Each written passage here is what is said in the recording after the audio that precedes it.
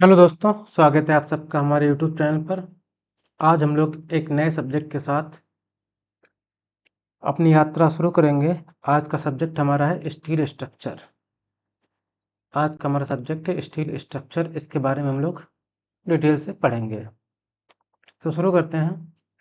Steel structure का IS code है IS 800 2007। It used design of steel structure.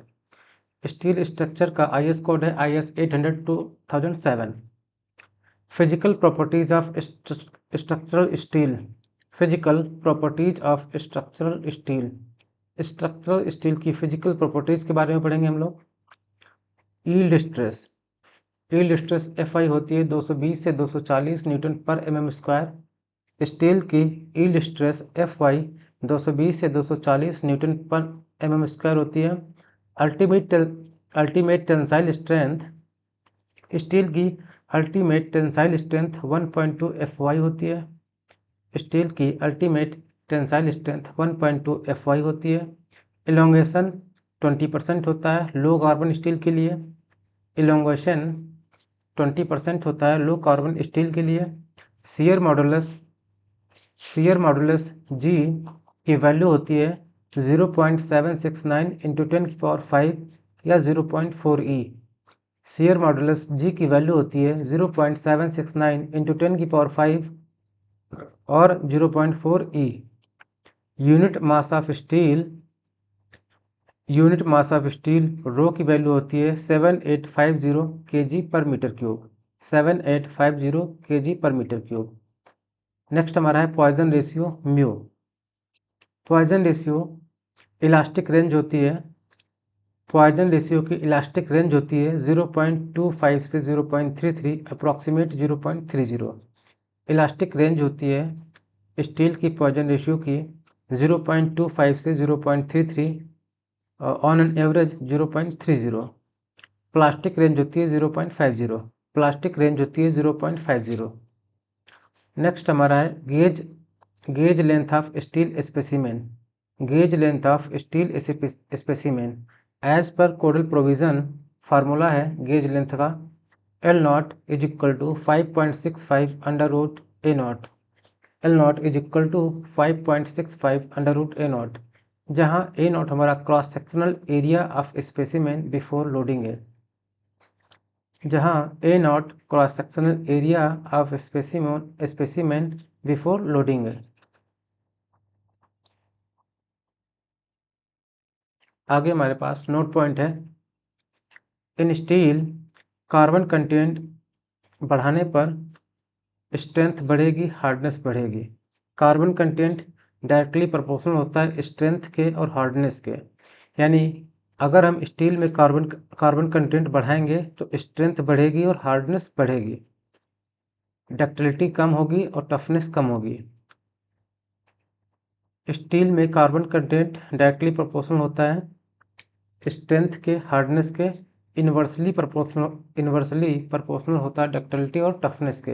अगर हम स्टील में कार्बन कंटेंट बढ़ाएंगे तो स्ट्रेंथ बढ़ेगी, हार्डनेस बढ़ेगी, डक्टिलिटी कम होगी और टफनेस कम होगी। अगला पॉइंट है all standard I beams and channels have slope of 16:2/3% on inside face of the flange. यानी all standard I beams and channels have slope. सभी आई बीम और चैनल स्लोप रखते हैं 16 से ही 2/3% on the inside face of the flange. 16 से ही 2/3% slope होता है आई बीम और चैनल्स में। कहाँ? Inside face of the range में। आगे एजम्पशन दिए गए हैं। Assumptions of rivet joints. Rivet joints के लिए एजम्पशंस देखेंगे हम लोग।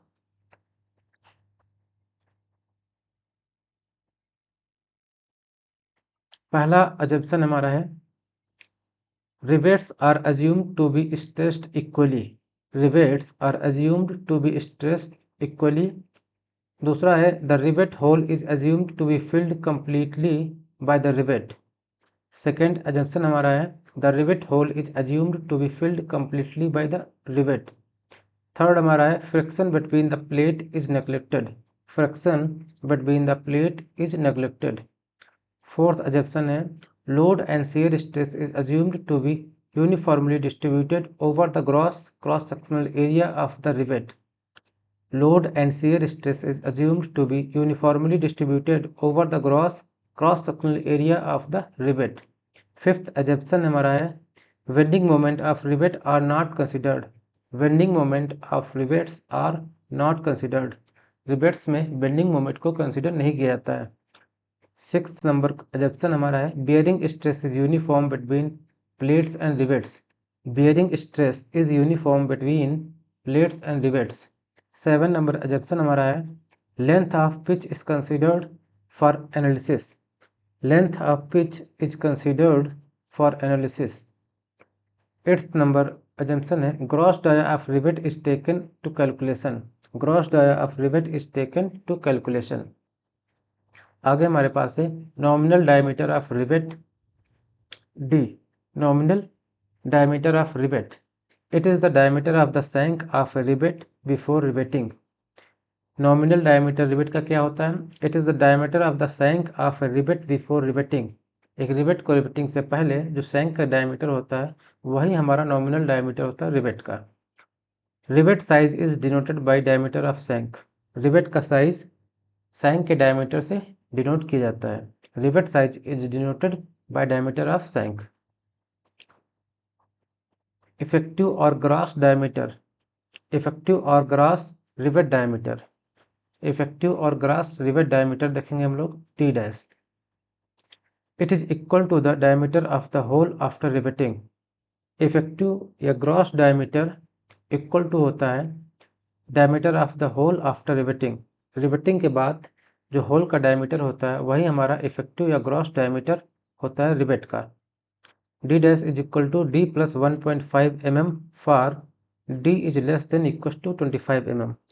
जब नॉमिनल डायमीटर रिवेट का 25 mm के बराबर या उससे कम होगा तो हम इफेक्टिव या ग्रॉस डायमीटर रिवेट का लेंगे डी प्लस 1.5 mm। अगर नॉमिनल डायमीटर रिवेट का ग्रेटर देन है 25 mm तब हम इफेक्टिव या ग्रॉस डायमीटर रिवेट का लेंगे D is equal to D plus 2 mm। यानी 25 mm से कम है डी तब डी डैश होगा डी प्लस 1.5 mm। अगर डी की वैल्यू 25 mm से ज़्यादा है तो डी डैश की वैल्यू डी प्लस 2 mm होगी।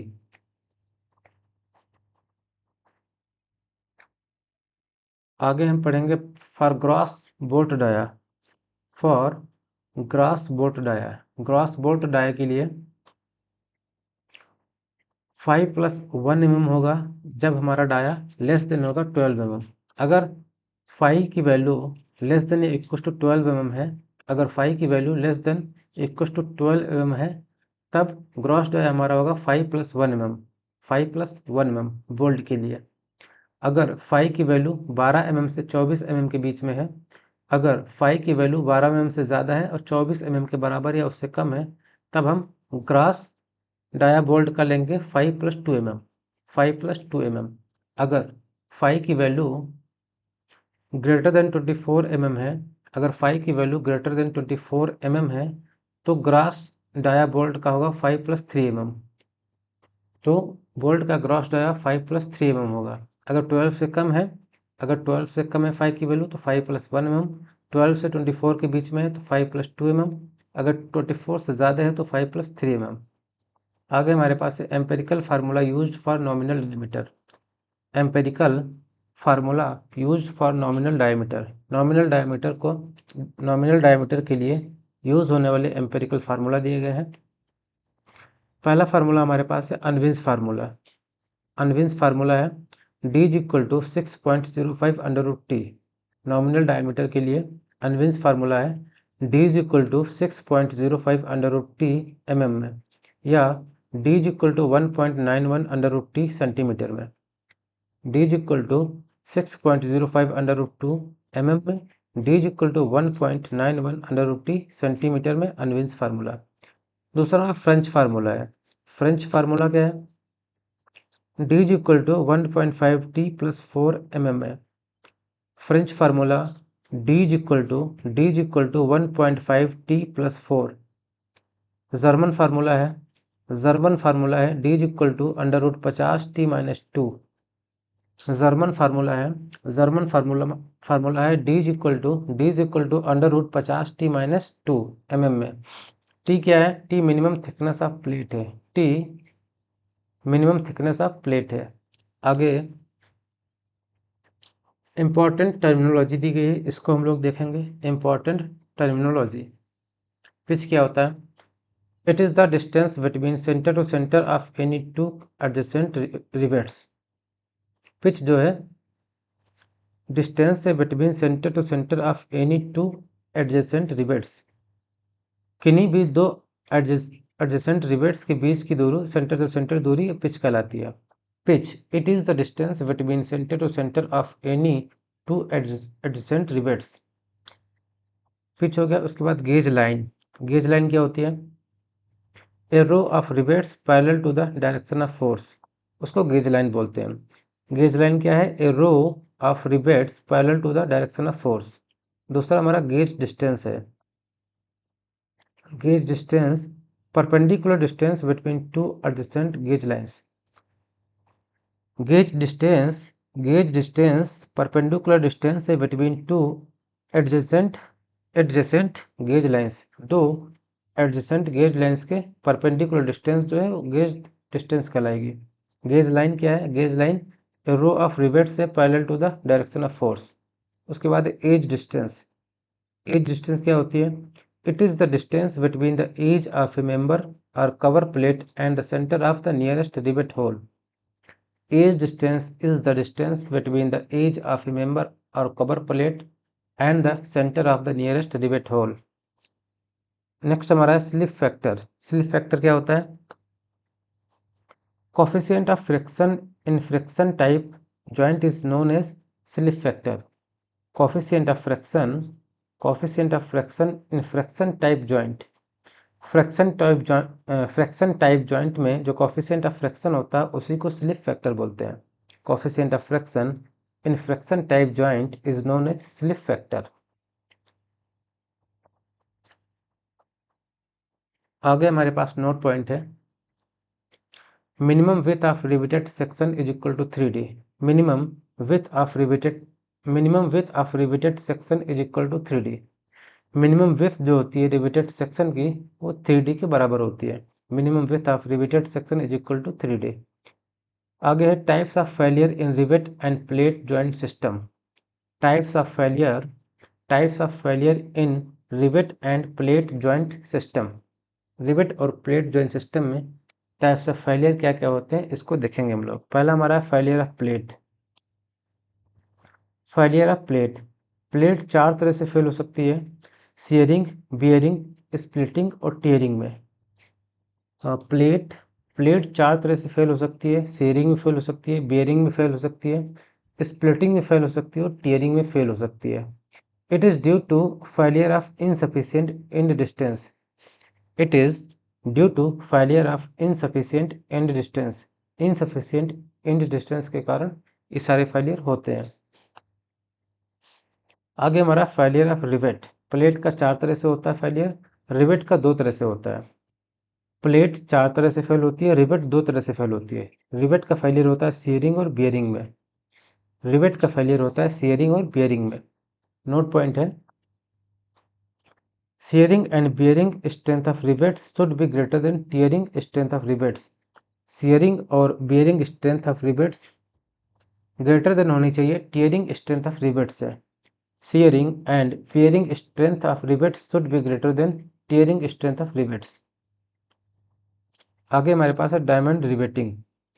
डायमंड रिवेटिंग ये क्या होता है? In diamond riveting rivets are arranged in a diamond pattern and decrease gradually from the inner rows to the outer rows. All the rivets are arranged symmetrically about the center line of plate. Diamond riveting is more efficient and save the material. Uses कहाँ होता है इनका? Bridge और trusses में। Bridge और trusses में diamond riveting का use होता है। ब्रिज और ट्रसेस में डायमंड रिवेटिंग का यूज होता है। इनका अरेंजमेंट कैसे होता है? डायमंड रिवेटिंग में rivets are arrange in a diamond pattern, एक डायमंड पैटर्न में इनका अरेंजमेंट होता है, and decreases gradually from the inner rows to outer rows, यानी इनर रोज से आउटर रोज की साइड में ग्रेजुअली डिक्रीज होती हैं। और all the rivets are arrange symmetrically about the central line of plate, plate की सेंट्रल लाइन के अबाउट सारी जो रिबेट्स हैं सिमेट्रिकली अरेंज होती हैं। यूज कहाँ होता है? ब्रिज और ट्रस में।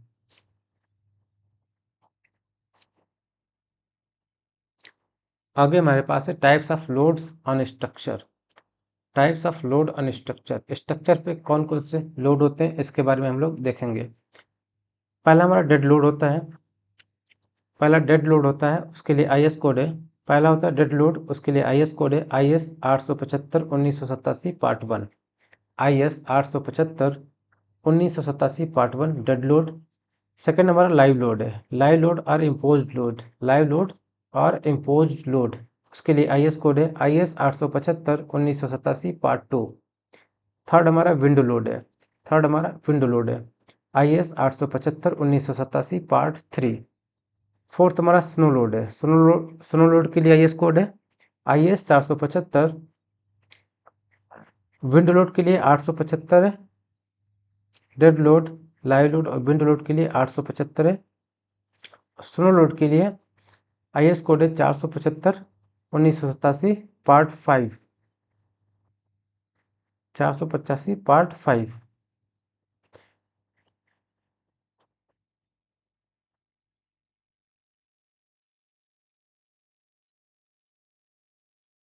तो फोर्थ नंबर हमारा स्नो लोड IS 875/1987 पार्ट 4, ये 4 नहीं 8 है यहाँ पे। IS 875/1987 part 4।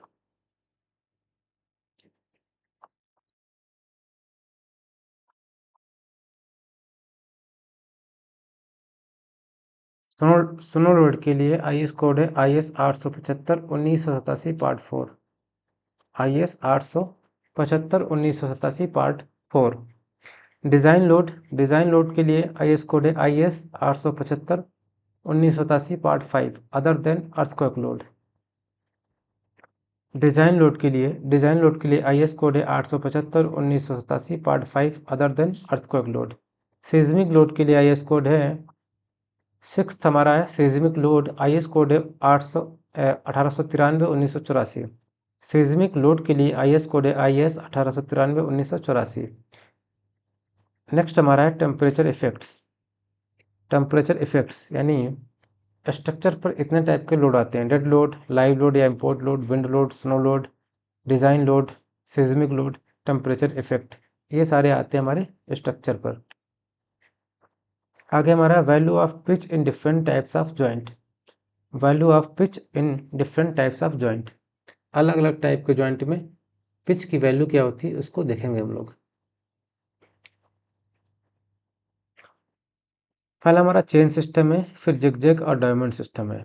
Chain system, chain system में टेंशन और कंप्रेशन में पिच क्या होती है वो देखेंगे हम लोग। चेन सिस्टम में टेंशन और कंप्रेशन में पिच, टेंशन में पिच की वैल्यू होती है greater than equals to 2.5D से less than equals to 16T और 200 mm।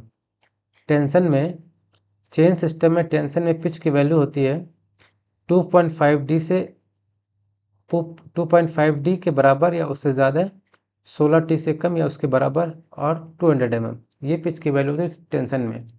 कंप्रेशन में, कंप्रेशन में पिच की वैल्यू होती है P is greater than equals to 2.5D less than 12T और 200 mm, ये वैल्यू होती है कंप्रेशन में।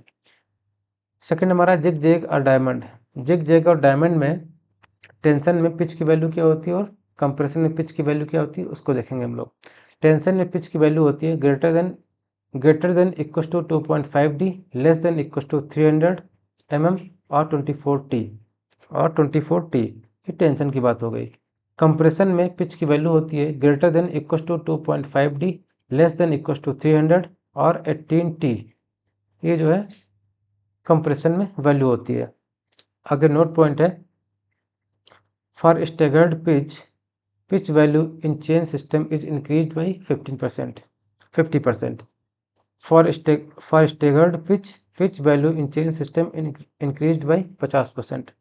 स्टेगर्ड पिच के लिए पिच वैल्यू चेन सिस्टम में 50% इंक्रीज की जाती है। Range of cold driven rivet dia. Cold driven rivet के लिए डाया की रेंज होती है 12 से 22 mm।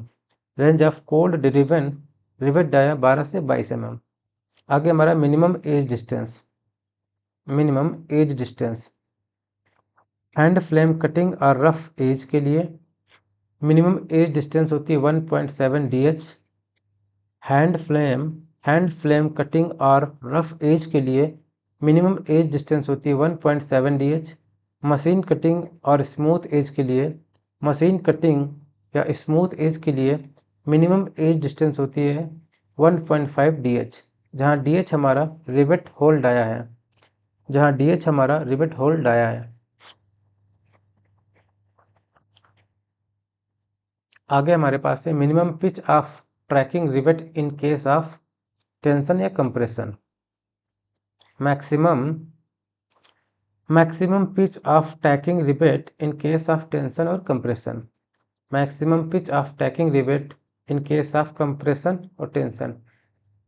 टेंशन में maximum pitch of tacking rivet in case of tension member should not be greater than 1000। Tension member में 1000 से ज़्यादा नहीं होनी चाहिए, 1000 mm से। कंप्रेशन मेंबर में 600 mm से ज़्यादा नहीं होनी चाहिए। Minimum pitch of tacking rivet in case of tension member should not be greater than 1000 mm। For compression member should not be greater than 600 mm। Next हमारा है members are not exposed to weather. minimum of 32 T 300 mm। member are not exposed to weather। Minimum of इनमें से minimum जो भी होगा उससे minimum इनमें से जो भी मिनिमम है वो होना चाहिए 32 T 300 mm। Minimum of 32 T 300 mm। Member are expose to weather. जब हमारा मेंबर वेदर से एक्सपोज्ड होगा तो मिनिमम ऑफ होना चाहिए 16 T 200 mm। अगर मेंबर वेदर से नॉट एक्सपोज्ड है तो 32 300 mm से मिनिमम 32 T 300 mm जो भी मिनिमम है वो होना चाहिए। अगर member expose to the weather है तो 16 T 200 mm जो भी मिनिमम है। ये हो गया। आगे हमारा gauge length. Gauge length should not be greater then minimum of 100 + 40 200 mm। Gauge length इनमें से जो भी मिनिमम है उससे ज़्यादा नहीं होना चाहिए। किससे? 100 + 40 200 mm। 100 + 40 200 mm इनमें से जो भी मिनिमम है उससे ज़्यादा गेज लेंथ नहीं होनी चाहिए। आगे हमारे पास है when the member are exposed to corrosion then maximum edge distance should not be greater than 40 mm + 40। when the members are exposed to corrosion then maximum edge distance should not be greater than 40 mm + 40। जब members expose to corrosion हो तब maximum age distance ज़्यादा नहीं होनी चाहिए 40 mm + 40 से। जब member corrosion में एक्सपोज्ड हो तो maximum age distance should not be greater then 40 mm + 40 नहीं होना चाहिए। जहाँ टी हमारा thickness of external thinner plate है। क्या है? Thickness of external thinner plate. Minimum pitch for rivet joint should not be less than 2.5 D। minimum pitch of rivet joint in case of a minimum pitch for rivet joint should not be less than 2.5 D। Minimum pitch rivet joint के लिए 2.5 D से कम नहीं होनी चाहिए। Maximum pitch of rivet joint in case of tension members के लिए और कंप्रेशन मेंबर्स के लिए तो maximum pitch for rivet joint in case of tension member में minimum of 16T 200 mm, tension में 16T 200 mm whichever is minimum, compression में 12T 200 mm whichever is minimum, compression में 12T 200 mm whichever is minimum. आगे हमारे पास note point है, when fasteners are staggered at equal interval and gauge does not exceed at 75 mm, then spacing or pitches between centers of rivets 0.1 to 3 may be increased by 50%। जब when fasteners या rivets are staggered at equal interval and gauge does not exceed at 75 mm, जब fasteners या rivets staggered हो equal interval पर और gauge 75 mm से exceed ना करे तो स्पेसिंग और pitches between centres of rivet उनको बढ़ाया जा सकता है 50% से, may be increase by 50%, 50%। Point कौन कौन से हैं? पहला पॉइंट हमारे पास है pitch intention should not be greater then pitch intention should not be greater than minimum of 24T 300 mm। Tension में पिच की वैल्यू इनमें से जो भी मिनिमम है उससे ज़्यादा नहीं होनी चाहिए, minimum of 24T 300। Pitch in compression should not be greater then minimum of 18T 300 mm, minimum of 18T 300 mm। इनमें से जो भी मिनिमम है उससे ज़्यादा पिच नहीं होनी चाहिए कंप्रेशन में। आगे हमारे पास है strength of rivet bolted joint, strength of rivet और बोल्टेड जॉइंट, बोल्टेड जॉइंट और रिवेट जॉइंट की स्ट्रेंथ के बारे में हम लोग देखेंगे। शेयरिंग स्ट्रेंथ फार्मूला दिए गए शेयरिंग स्ट्रेंथ के लिए। इन सिंगल शेयर में शेयरिंग स्ट्रेंथ के लिए फार्मूला है PS is equal to tau VF into π/4 D dash square. Shearing strength riveted bolted joint के लिए in single shear PS is equal to tau VF into π/4 D dash square. Double shear के लिए PS is equal to 2 into tau VF π/4 D dash का square. Bearing strength के लिए formula है PB is equal to N, bearing strength के लिए formula है PB is equal to N into D dash T sigma B, PB is equal to N bracket में D dash T sigma B। Tearing of plate के लिए formula है PT is equal to sigma T P minus D dash into T। Tearing of plate के लिए formula है PT is equal to sigma T P minus D dash into T। Rivet value क्या होगी? Rivet value is equal to minimum of PB और PS। Bearing और shearing में जो भी मिनिमम होगा वो हमारी रिवेट वैल्यू होगी। Rivet value minimum of PB और PS होगी, यानी शेयरिंग और बियरिंग में जो भी वैल्यू मिनिमम होगी वो हमारी रिवेट वैल्यू होगी। एफिशिएंसी ऑफ जॉइंट के लिए फार्मूला है eta is equal to minimum strength of joint upon strength of solid plate. Efficiency of joint के लिए फार्मूला है eta is equal to minimum strength of joint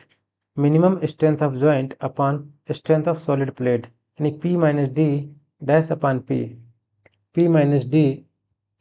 P। Number of rivet के लिए formula है N is equal to force upon rivet value. Number of rivet के लिए formula है N is equal to force upon rivet value. Strength of solid plate के लिए formula है P is equal to small p d sigma T। Strength of solid plate के लिए formula है capital P is equal to small p d into sigma T। आगे हमारे पास है maximum permissible stress in rivets and bolts. Maximum permissible stress in rivets and bolts. Type of fasteners दिया गया है axial tension, shear, bearing. Axial tension, shear और bearing.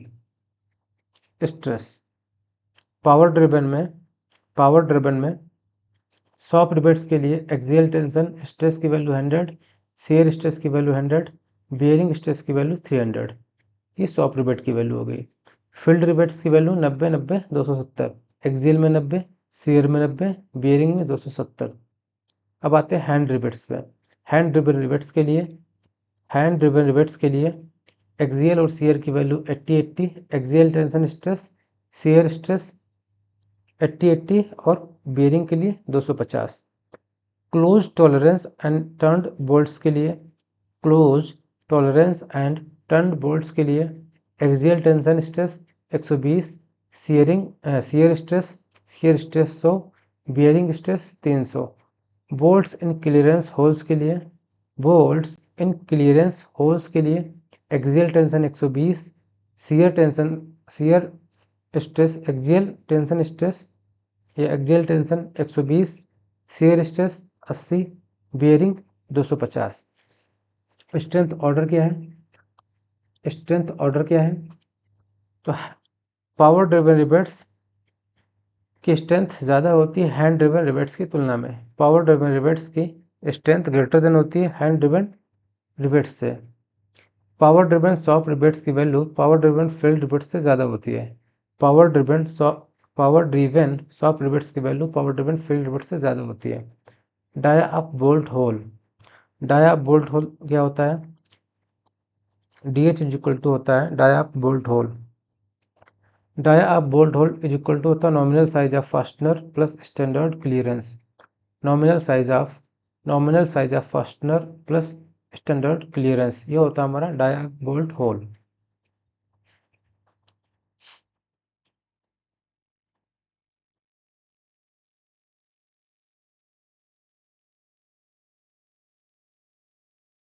M16 bolt of grade 4.6 it means, इसका मतलब क्या होता है? M16 bolt of grade 4.6 it means M16 का मतलब होता है 16 mm size of nominal diameter of bolt. M16 bolt of grade 4.6 it means M16 16 mm size of nominal diameter of bolt 4.6 means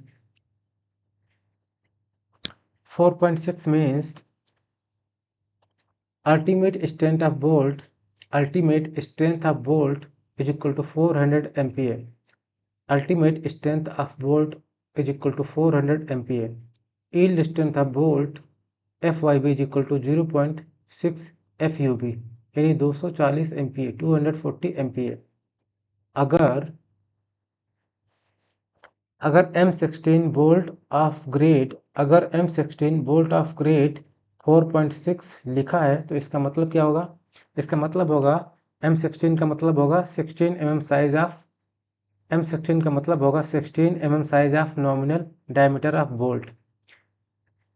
और 4.6 का मतलब होगा ultimate strength of bolt 400 MPa, यानी 4 को 400 करेंगे। फिर यील्ड स्ट्रेंथ ऑफ बोल्ट होगा FYB 0.6 of FUB, यानी 0.6 of ultimate strength of bolt, यानी 6 को 4 से मल्टीप्लाई करेंगे तो होगा 240 MPa। नेक्स्ट हमारा है bolts are most suitable to carry axial tension.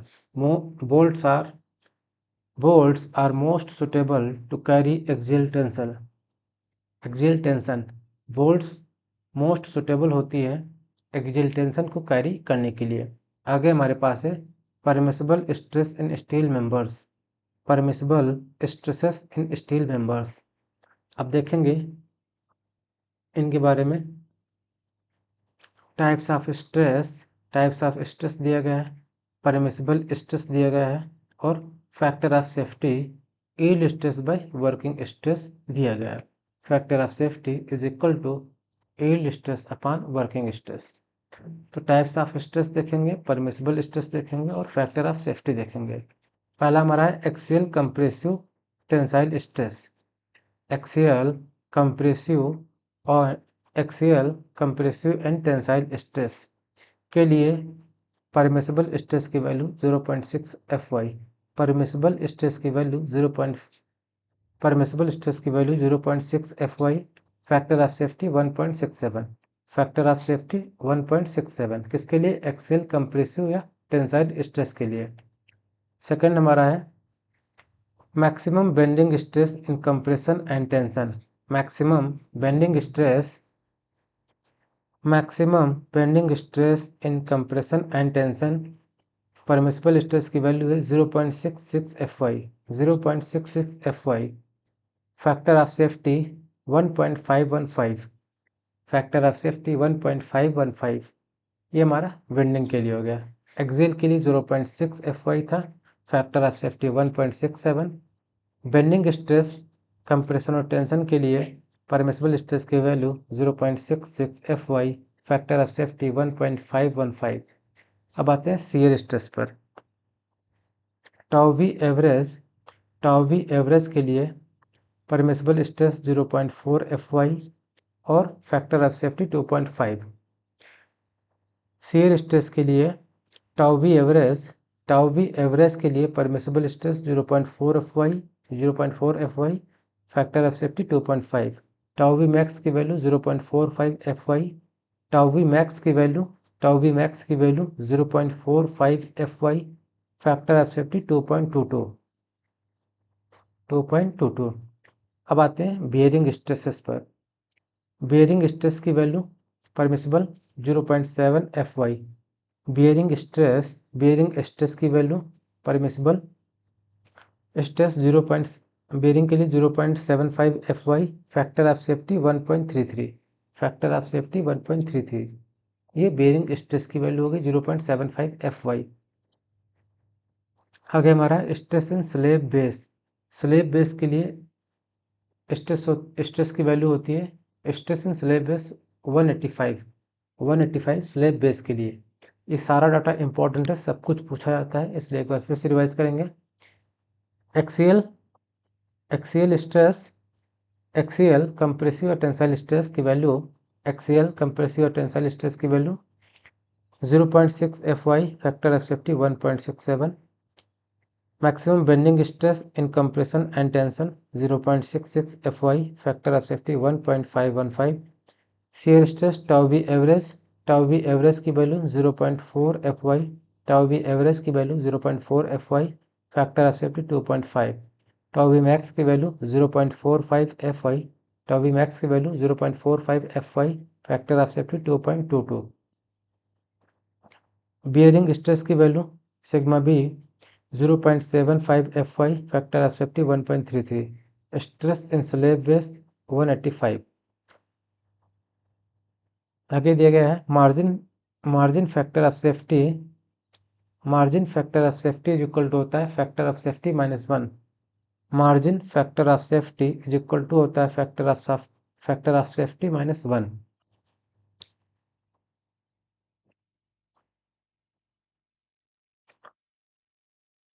आगे हमारे पास है types of fillet belt. In A fillet belt the weakest section in the throat of the fillet weld में जो वीकेस्ट सेक्शन होता है वो थ्रोट होता है। फिलेट बेल्ट में जो वीकेस्ट सेक्शन होता है वो थ्रोट होता है। डायगोनल फिलेट बेल्ट, पहला हमारा है diagonal fillet belt. Its axis of weld is inclined to the direction of the applied load. Diagonal fillet weld में डायगोनल फिलेट बेल्ट की एक्सिस इंक्लाइंड होती है to the direction of the applied load. Diagonal fillet weld की axis inclined होती है to the direction of the applied load. दूसरा हमारा end और ट्रांसवर्स फिलेट बेल्ट। एंड और transverse fillet weld placed at the ends of the member such that it is perpendicular to the direction of applied load and designed for shear strength। And और transverse fillet weld में fillet weld placed at the ends of member such that it is perpendicular It is perpendicular to the direction of applied load and designed for shear strength. अगला हमारा side fillet belt. अगला हमारा side fillet belt. Fillet weld whose axis is parallel to the direction of applied load is known as side fillet weld. Fillet weld whose axis is parallel to the direction of applied load is known as side fillet weld. वह fillet weld जिसमें applied load की direction parallel होती है fillet weld की।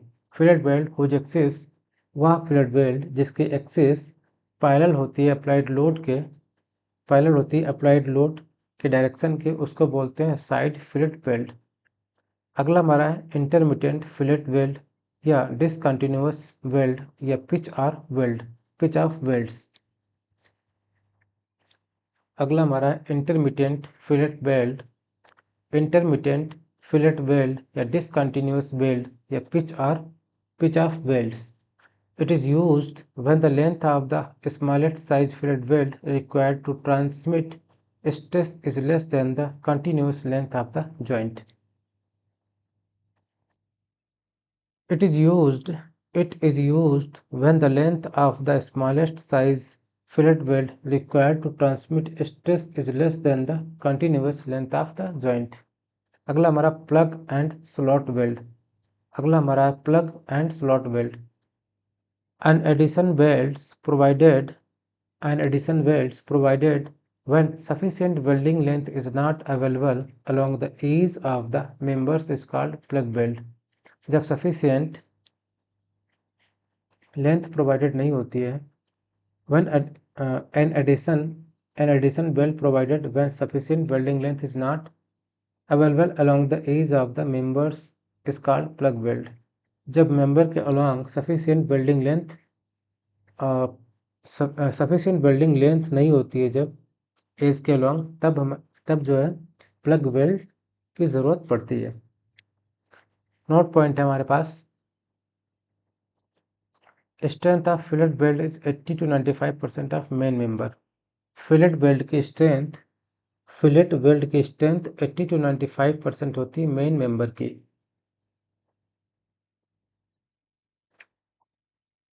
आगे हमारे पास है minimum size of fillet weld. Minimum size of fillet weld, thickness of thicker plate mm में दी गई और मिनिमम साइज ऑफ वेल्ड।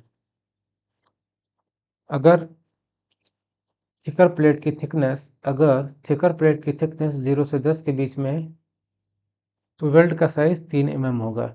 अगर थिकर प्लेट की थिकनेस 0 से 10 के बीच में है तो वेल्ड साइज 3 mm, 10 से 20 के बीच में है तो 5 mm, 0 से 10 के बीच में है 3 mm, 10 से 20 के बीच में 5 mm, 20 से 32 के बीच में 6 mm, 10 से 20 के बीच में 5 mm, 0 से 10 के बीच में 3 mm, 20 से 32 के बीच में 6 mm, 32 से 50 के बीच में तो 8 mm first run, 10 mm second run. पहले 8 mm फर्स्ट रन में और सेकेंड रन में 10 mm। Minimum length of intermittent fillet weld. Minimum length of intermittent fillet weld होती है 40 mm और 4 years। Minimum length of intermittent fillet weld होती है 40 mm और 4 years। Throat of fillet weld. Fillet weld की throat के लिए फार्मूला दिया गया है T = KS। Throat of fillet weld के लिए फार्मूला दिया गया है थ्रॉट थिकनेस T = KS, जहाँ S हमारा साइज ऑफ वेल्ड है, K है angle between fusion faces, K for 60 to 90 degree. 60 से 90 डिग्री के लिए K की वैल्यू 0.7 होती है, तो T = 0.70S। Effective length of fillet weld की इफेक्टिव लेंथ L इफेक्टिव = होता है L - 2S। Effective length of fillet weld के लिए फार्मूला होता है L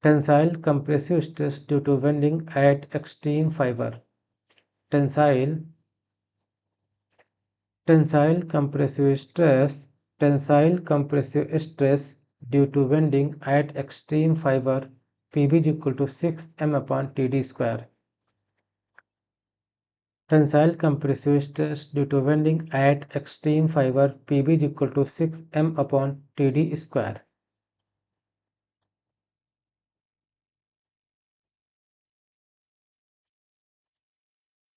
आगे हमारे पास है टेंशन मेंबर्स।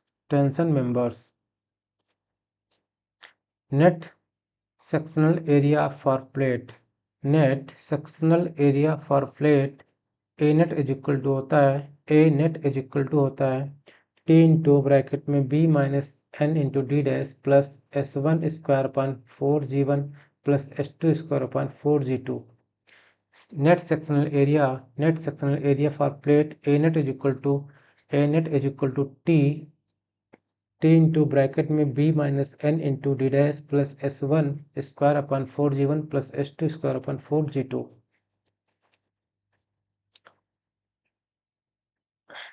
आगे हमारे पास है for single angle one leg connected to gusset plate. For single angle one leg connected to gusset plate A net is equal to a1 plus a2 into k1। A net is equal to a1 plus a2 into k1 is equal to 3a1 upon 3a1 plus a2। k1 is equal to 3a1 upon 3a1 plus a2, जहाँ a1 हमारा क्या है, net cross sectional area of the connected leg, जहाँ a1 net cross sectional area of the connected leg है। a2 gross cross sectional area of unconnected leg है। a2 cross sectional area of unconnected leg है। For angle placed back to back के लिए formula है A net is equal to a1 plus a2 k2। A net is equal to a1 plus a2 k2। Back to back के लिए formula है A net is equal to a1 plus a2 k2, जहाँ k2 is equal to 5a1 upon 5a1 plus a2, जहाँ k2 is equal to 5a1 upon 5a1 plus a2। Note point क्या है, the best tension member section will be double angle section on opposite side of gusset plate. The best tension member section will be double angle section on opposite side of gusset plate. Second point है, the outstanding legs of the pair of angles should be tacked by rivets at a pitch not exceeding 1 meter. The outstanding legs of the pair of angles should be tacked by rivets at a pitch not exceeding 1 meter. आगे हमारे पास permissible stress दी गई है, उसको देखेंगे हम लोग। Thickness या diameter sigma 80। Plates angles आई beam channels flats के लिए अप टू इंक्लूडिंग 20 mm या 20 से 40 mm। 20 mm के लिए 150 MPa, 20 mm के लिए 150 MPa परमिसिबल स्ट्रेस, और 20 से 40 mm के लिए 140 MPa।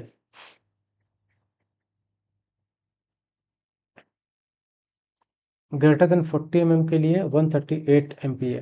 ग्रेटर देन 40 mm के लिए 138 MPa। ग्रेटर देन 40 mm के लिए 138 MPa। Bars rounded square hexagonal, bars के लिए चाहे वो स्क्वायर बार हो, राउंड बार हो, हेक्सागोनल बार हो, उन सब के लिए अप टू इंक्लूडिंग 20 mm के लिए 150 MPa, 20 mm के लिए 150 MPa, ग्रेटर देन 20 MPa के लिए 144 MPa। नेक्स्ट हमारा strength of an axial loaded compression member. Strength of an axially loaded compression member P is equal to sigma AC into A। P is equal to sigma AC into A। Permissible stress. Permissible stress क्या होती है? Used to determine allowable stress in axial compression. Permissible stress used to determine allowable stress in axial compression. Merchant Rankine formula, आगे दिया गया Merchant Rankine formula.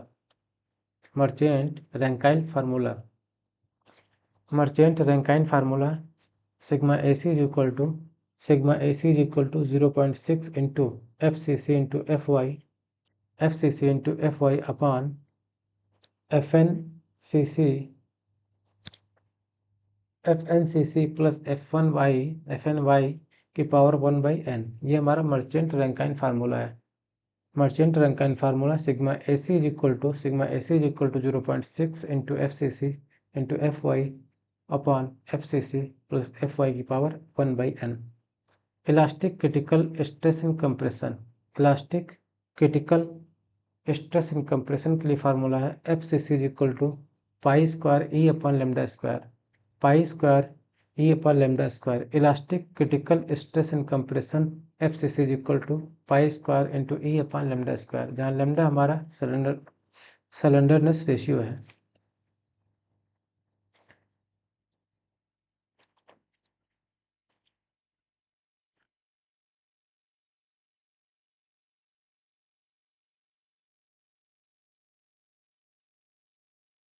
आगे दिया गया है design value of effective length for various combination. Design value of effective length for various combination. Boundary condition दी गई है और उनकी वैल्यू दी गई है।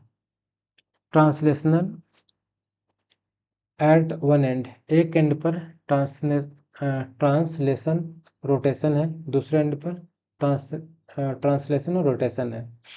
एक एंड पर ट्रांसलेशन और रोटेशन है, दूसरे एंड पर ट्रांसलेशन और रोटेशन है।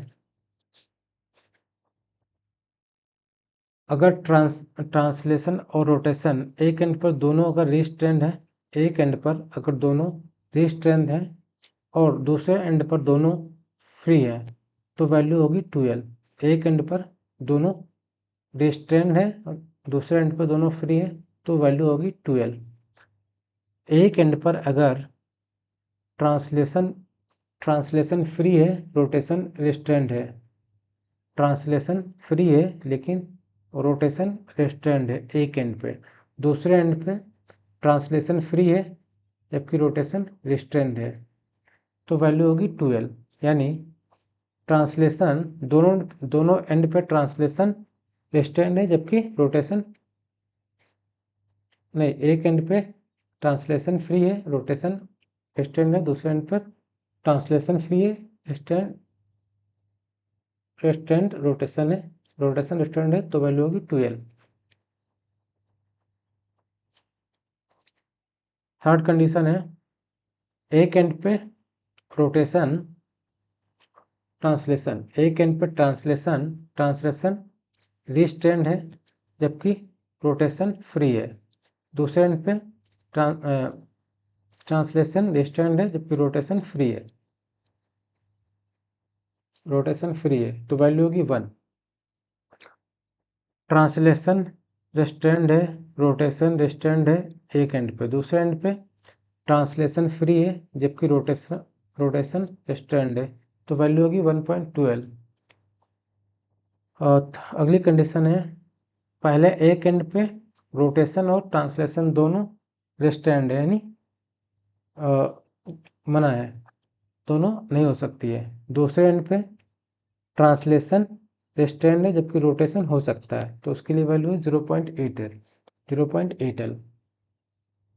लास्ट कंडीशन है दोनों तरफ फिक्स है, दोनों एंड पर रिस्ट्रेंड है चाहे रोटेशनल हो ट्रांसलेशनल हो तो उसकी वैल्यू होगी 0.65 इंटू L, 0.65L। L क्या है? L is unsupported length of the compression member. L हमारी अनसपोर्टेड लेंथ है कंप्रेशन मेंबर की। तो ये कंडीशंस यहाँ पे बनती हैं। अगर सिंपली समझते हैं, अगर दोनों एंड फिक्स हैं, तो वैल्यू होगी 0.65L। अगर एक एंड फिक्स है दूसरा हिंज है एक फिक्स है दूसरा हिंज है तो वैल्यू होगी 0.8L। अगर दोनों फिक्स हैं तो 0.65L। अगर एक फिक्स है दूसरा हिंज है तो 0.8L। अगर एक फिक्स है दूसरा रोलर है, एक फिक्स है और दूसरा रोलर है, अगर एक फिक्स है दूसरा रोलर है तो 1.2L। अगर दोनों हिंज है तो 1, अगर दोनों हिंज है तो 1L। अगर एक फिक्स है दूसरा पार्शियली रोटेशनल में है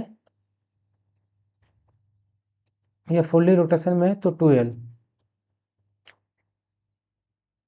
एक हिंज है दूसरा रोलर में है तो 2L। अगर एक हिंज है दूसरा फ्री है तो 2L। ये कंडीशन समझ में आ गई होंगी।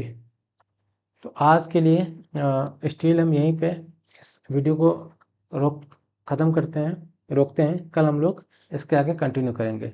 अगर वीडियो पसंद आ रहा हो, अगर ये रिवीजन अच्छा लग रहा हो तो वीडियो को लाइक करें, चैनल को सब्सक्राइब करें। मिलेंगे कल फिर से। धन्यवाद।